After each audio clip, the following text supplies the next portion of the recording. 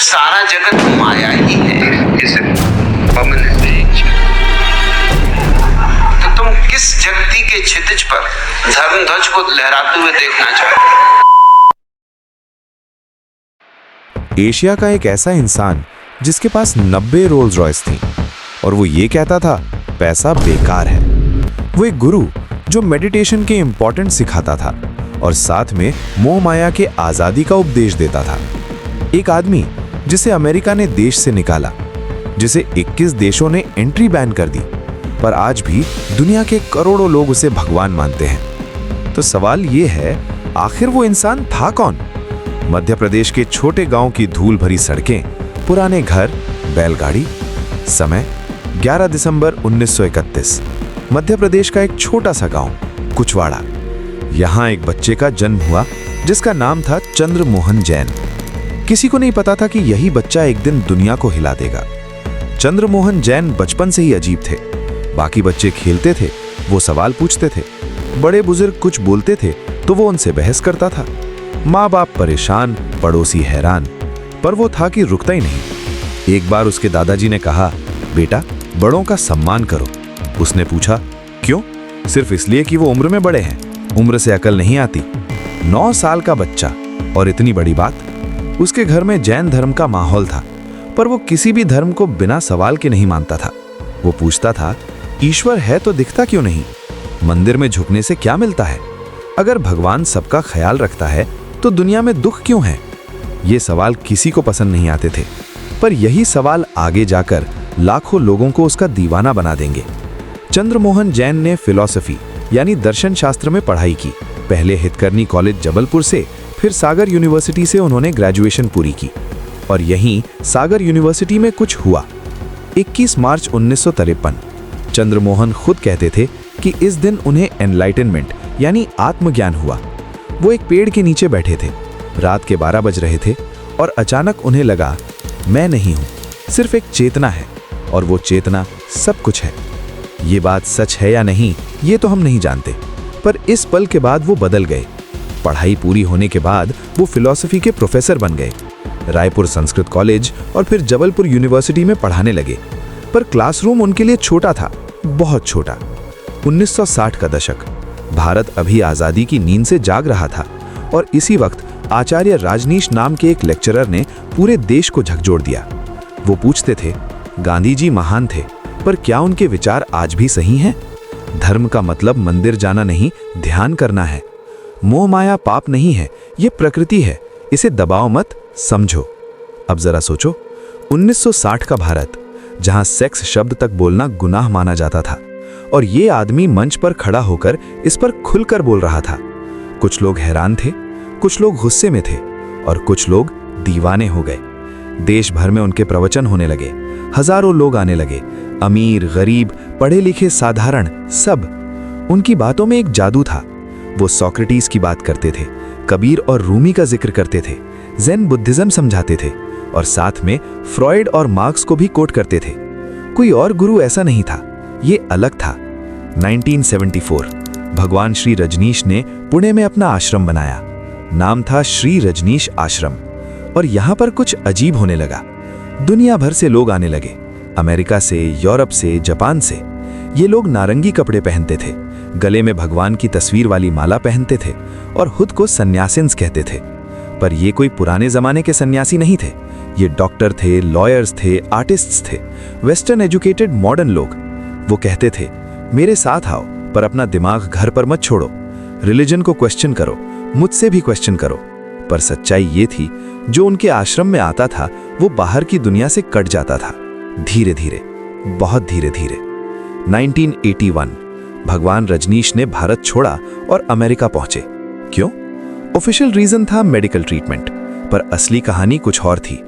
भारत में tax authorities उनके पीछे पड़ी थी, विवाद बढ़ रहा था और शायद उन्हें एक नई दुनिया चाहिए थी। एक सूखा बंजर जमीन का टुकड़ा, 64,000 एकर्स, और यहाँ उनके फॉलोअर्स ने एक पूरा शहर बना दिया। नाम था रजनीशपुरम। सोचो जरा, एक एयरपोर्ट, एक हॉस्पिटल, होटल्स, स्कूल्स, रेस्टोरेंट्स, अपनी पुलिस फोर्स, अपना फायर ब्रिगेड, यहाँ तक कि अपना टीवी चैनल। ये सिर्फ एक आश्रम नहीं था, ये देश के अंदर एक देश था।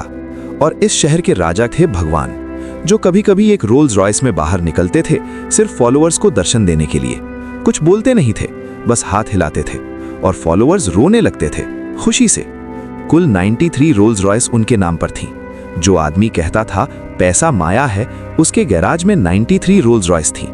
ये आयरनी थी या कुछ और? रजनीशपुरम की असली ताकत भगवान नहीं थी, मां आनंद शीला थी, उनकी पर्सनल सेक्रेटरी। एक औरत जो खुद भगवान जितनी ही एम्बिशियस, रूथनेस और इंटेलिजेंट थी। शीला ने रजनीशपुरम को एक फोर्ट्रेस बना दिया। जो उनसे सवाल करता उसे बाहर निकाल दिया जाता, जो आलोचना करता उस पर नजर रखी जाती। पर इससे भी बड़ा था 1984 का वो काला अध्याय। द डैलस, ओरेगन, एक छोटा सा अमेरिकी शहर। यहाँ के 10 रेस्टोरेंट्स में किसी ने चुपके से सैल्मोनेला बैक्टीरिया मिला दिया। 751 लोग बीमार पड़ गए। ये अमेरिका के इतिहास का पहला बायोलॉजिकल टेरर अटैक था और जांच में पता चला ये रजनीशपुरम की प्लानिंग थी। मकसद, लोकल इलेक्शंस में अपने कैंडिडेट्स जितवाने के लिए शहर के वोटर्स को बीमार करना, ताकि वो वोट न कर सके। दुनिया हिल गई। अक्टूबर 1985 FBI ने छापा मारा। भगवान रजनीश को गिरफ्तार किया गया शार्लेट, नॉर्थ कैरोलिना एयरपोर्ट पर। उन पर इमिग्रेशन फ्रॉड के आरोप थे। कहा गया फॉलोअर्स की फेक मैरिजेस करवाई जाती थीं ताकि उन्हें अमेरिकन वीजा मिल सके। भगवान ने कुछ आरोप माने और डील हुई। उन्हें देश छोड़ना पड़ा। इसके बाद 21 देशों में उनकी एंट्री बैन कर दी गई। ग्रीस, जमैका, आयरलैंड, स्वीडन, एक एक करके दरवाजे बंद होते गए। दुनिया का सबसे कंट्रोवर्शियल स्पिरिचुअल लीडर बेघर हो गया था। 1986 भगवान रजनीश वापस पुणे आ गए, उसी आश्रम में जहां से यह सफर शुरू हुआ था। और अब उन्होंने अपना नाम बदल लिया। भगवान श्री रजनीश से बस ओशो रख लिया। सारा जगत माया ही है। इस परमानेंट चेंज। ओशो एक जापानीज शब्द जिसका मतलब होता है वो जिस पर ओशन की कृपा हो। पर जो इंसान दुनिया भर में तूफान लाया था वो अब थका हुआ लग रहा था। उनकी सेहत गिर रही थी। वो कहते थे अमेरिकी जेल में उन्हें जहर दिया गया। सरकार ने ये कभी माना नहीं। 19 जनवरी 1990 पुणे। ओशो ने आखिरी सांस ली। उम्र थी 58 साल। उनके शब्दों में, मैं मरा नहीं, मैंने बस शरीर छोड़ा है। अब एक सवाल, ओशो कौन थे सच में? एक तरफ वो लोग हैं जो कहते हैं ओशो एक जागृत आत्मा थे। उन्होंने मेडिटेशन को मॉडर्न वर्ल्ड के लिए एक्सेसिबल बनाया। उनकी 600 से ज्यादा किताबें हैं जो आज भी लाखों लोगों की जिंदगी बदल रही हैं। उन्होंने कहा, don't follow me, find your own truth. और यही बात उन्हें बाकी गुरुओं से अलग करती है। दूसरी तरफ वो लोग हैं जो कहते हैं ओशो एक ब्रिलियंट मैनिपुलेटर थे। उन्होंने लोगों की स्पिरिचुअल हंगर को एक्सप्लॉइट किया। उनके नाम पर हजारों करोड़ की संपत्ति जमा हुई। उनके आश्रम में बायो टेरर अटैक हुआ। लोग फैमिलीज छोड़कर आए और एक ऐसी दुनिया में फंस गए जहां से निकलना मुश्किल था। नेटफ्लिक्स ने एक डॉक्यूमेंट्री मूवी लॉन्च की, वाइल्ड वाइल्ड कंट्री। जब 2018 में आई तो पूरी दुनिया ने फिर से ओशो को जाना और फिर से 2 कैंप्स बन गईं। भक्त और आलोचक दोनों उतने ही पैशनेट थे। तो क्या ओशो एक सच्चे आध्यात्मिक गुरु थे जिन्होंने एक बंद डरी हुई दुनिया को आजादी से सोचना सिखाया, या वो एक शानदार एक्टर थे जिन्होंने लोगों की तलाश को अपनी ताकत बनाया? शायद सच्चाई इन दोनों के बीच में कहीं है। पर एक बात तय है, एक इंसान जो 1931 में मध्य प्रदेश के एक छोटे से गांव में पैदा हुआ, उसने पूरी दुनिया को हिला दिया। उसे भगवान कहो, उसे फ्रॉड कहो, पर उसे इग्नोर नहीं कर सकते।